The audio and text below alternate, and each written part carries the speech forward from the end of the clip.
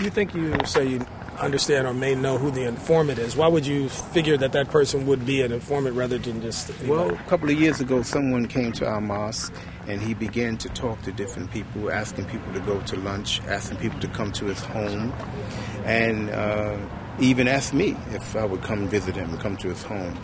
And at that time, we began to hear things about him talking to people, talking to them, like saying things about jihad and we should fight and we should do these kinds of things. And so the people that came back to me said, Imam, this person is trying to get people caught up in something very terrible here.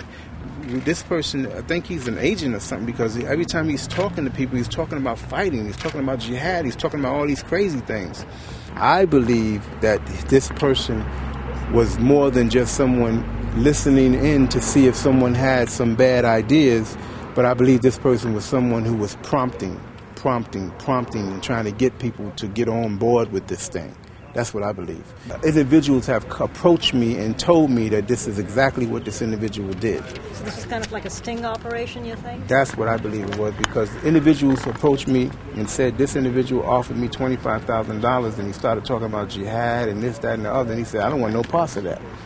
So people backed off of him.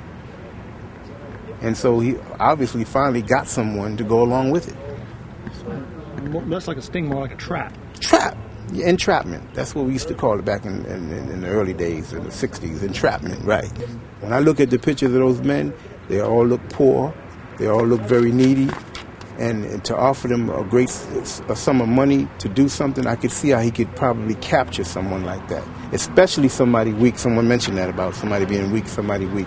That really have no concern about anything, but probably living day to day.